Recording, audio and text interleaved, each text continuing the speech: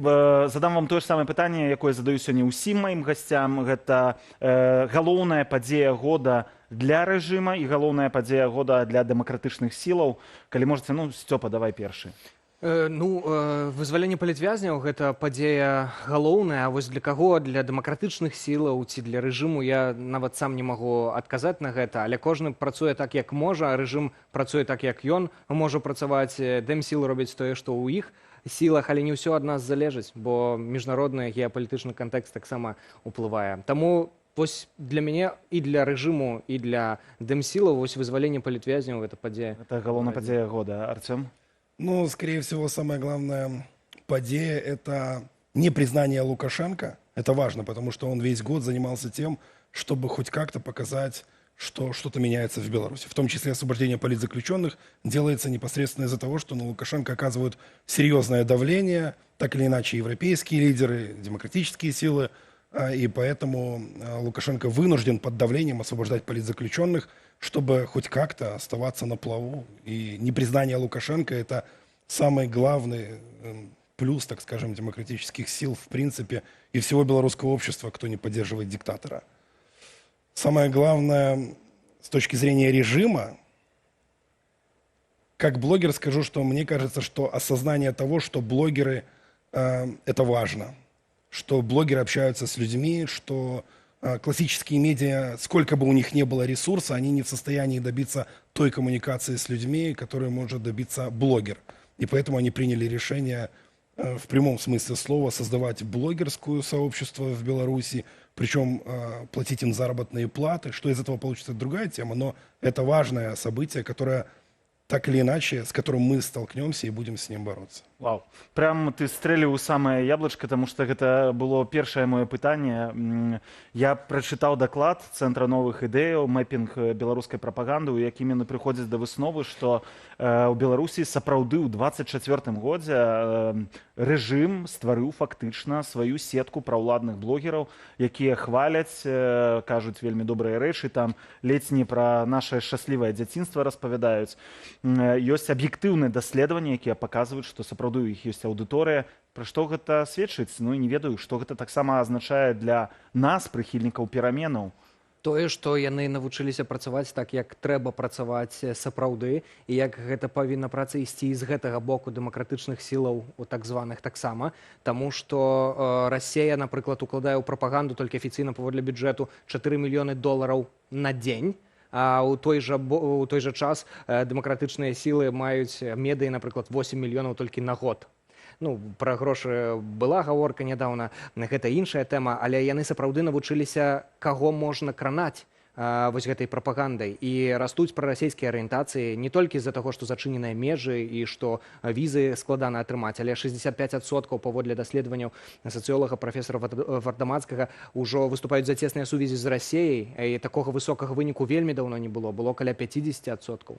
І гэта ўсё разам сведчыць пра тое, што вось і расійскі, і беларускі рэжым укладаюцца ў прапаганду і ў інфлюэнсераў, блогераў, нават у таролагаў, астролагаў, якія там даюць табе пра знакі задыяка, а потым кажуць, Украіна там прайграе, а Лукашенко добры.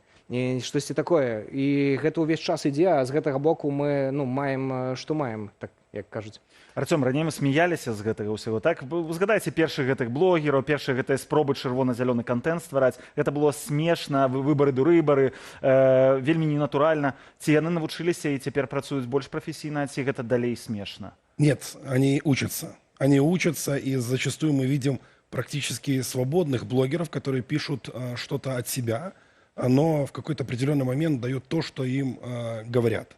То есть это их блогеры, их сторонники, но при этом зачастую можешь зайти на каналы и посмотреть, что да, они пишут о проблемах, да, они не совсем пишут о проблемах, как нужно писать, да, давая оценку нужную, правильную оценку, но они пишут о них. И это создает определенную иллюзию того, что блогер говорит о проблемах людей. А потом 2 раза в неделю дает государственную пропаганду и те нарративы, которые нужно давать. Белорусская пропаганда за последний год получила $60 миллионов, 57, если быть точным, миллионов долларов только на пропаганду. Они серьезно усилились. А они работают совместно с российской пропагандой. Системы одинаковые. Российская пропаганда очень хорошо научилась работать с блогерами, и она уже это делает давно, лет 5 точно, плотно.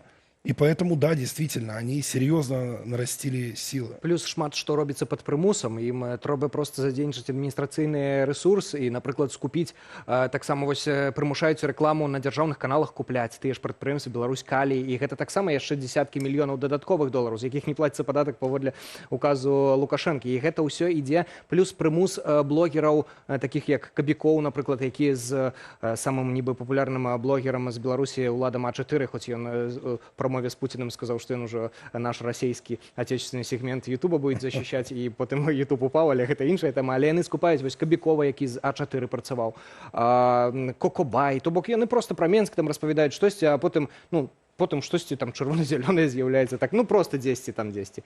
Слушайте, Вось. одним словом, они поняли, что блогер — это важный сегмент, что от этого никуда не деться, что просто закрыть, уйти, спрятаться не получится, поэтому лучше, как говорится, если не можешь это победить, попробуй этим возглавить. Вот Частку они, купляюць, частку просто прымушаюць. безусловно, да. Ну, там в любом случае свободных нет, да, полноценно, но они делают визуально вид свободного. Это- Гібридныя. Да. Слухайте, ну это кепскія навіны для нас, калі там спрабуюць і купляюць гэта ўсё, а у цябе все па адзін з самых паспяховых медыйных праектаў, у цябе адзін з самых паспяховых блогерскіх праектаў, вас хтосьці спрабуе купіць?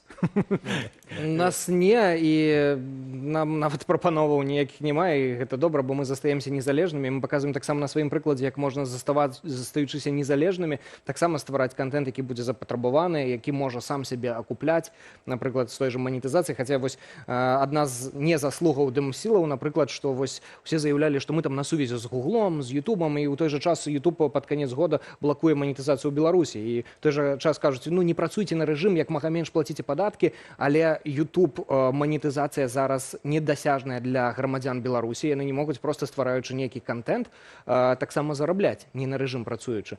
І таксама гэта вельмі істотна, таму што мы таксама свае наратывы на Беларусь маглі б, купляючы рэкламу на беларускі сегмент Ютубу, таксама даваць, але і гэта хутка можа быць заблакавана. Я жартаваў, калі казаў пра тое, што ці вас хтосьці збіраецца купляць, але вось ты, Сцяпан, узгадаў гэтую праблему, так што беларускія СМІ атрымліваюць 8 мільёнаў долараў у год усяго. Ці гэта сапраўды праблема? Ці ёсць у вас адчуванне, што прыхільнікі пераменаў, наратыў прыхільнікаў пераменаў у сацыяльных сетках, у Ютубе, ён слабівае, што ён робіцца менш заўважным. У параўнанні, напрыклад, з, узгадаем 20-21 год, калі лічбы былі проста неверагодныя. Я каротка адкажу, у мяне такога адчування няма. Наша відэа апошняе на першым месцы ў трэндах Ютуба Беларусі было, і там больш за тыдзень амаль трымалася. Вось новае, якое выйшла, там на 7-м, на 5-м месцы ўжо ў трэндах Ютуба Беларусі. Гэта сведчыць пра тое, што людзі глядзяць контент, калі ён ім цікавы. Калі іншыя СМІ робяць контент, які не цікавы, людзі проста яго не глядзяць. І калі ён атрымлівае 1000 праглядаў, 1000 праглядаў. Вось Артём пра гэта ведае, яго канал таксама ў топ-10 беларускіх каналаў уваходзіць. Ты як лічыш, Артём? Я считаю так, что мы должны делать и делаем то, что мы можем.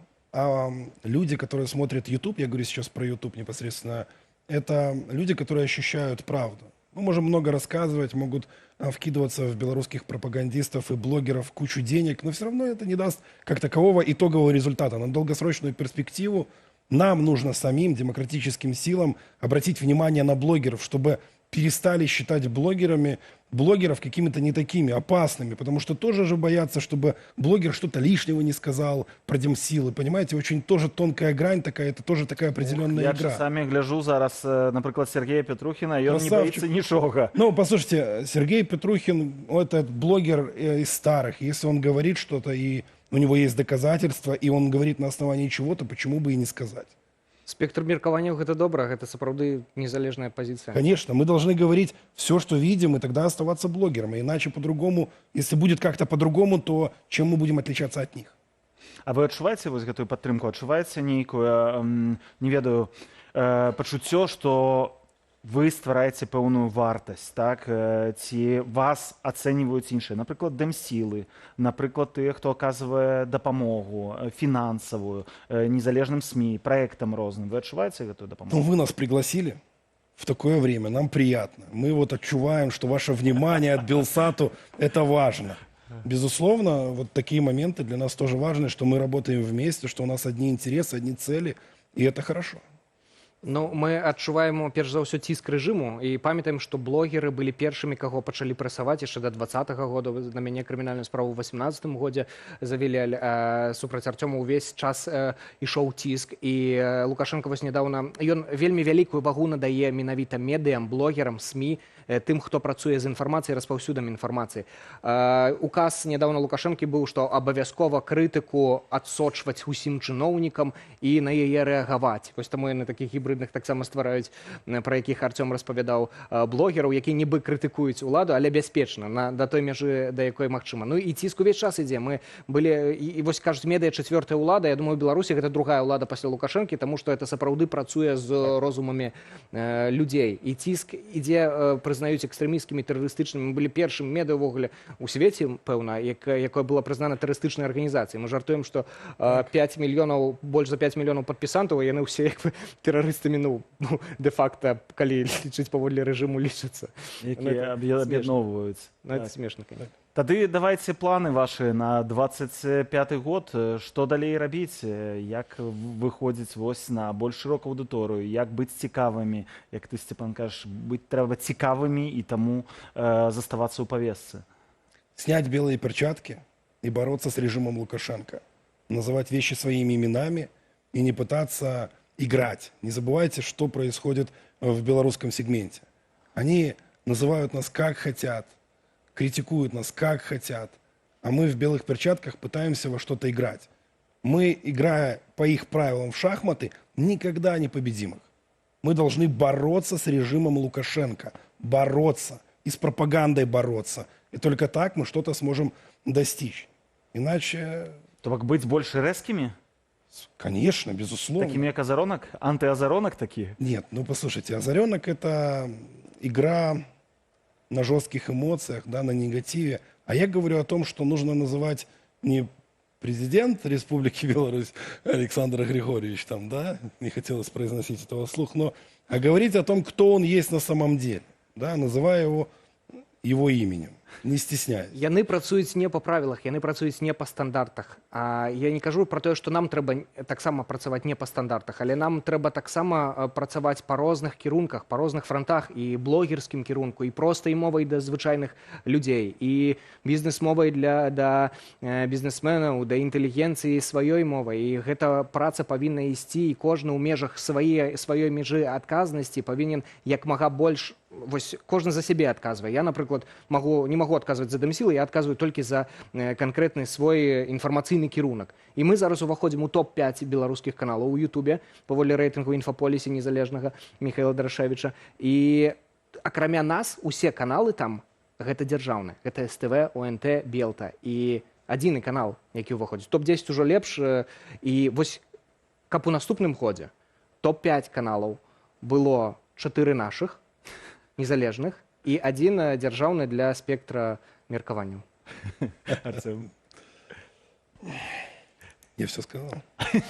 Это вельмі аптымістычная такая нота. Дзякуй вам вялікія за тое, што завіталі. Ну што, так і будзем намагацца зрабіць так, каб СМІ, блогеры, якія прытрымліваюцца вось гэтай павесткі пераменаў у Беларусі, увайшлі ў топ-10 і занялі 9 з 10, як кажа Сцепан. Адно няхай застанецца адно месца толькі для таго, каб быў спектр меркаванняў. 10%. Дзякуй вам вялікі. Сцепан Пуціла, медыапраект «Нехта», таксама Арцём Шапараў, блогер і галоўны рэдактар «Рэальнай Беларусі», былі нашымі госцямі. Я віншую вас таксама з надыходзячым Новым годам. Всяго вам самага лепшага. Взаимно.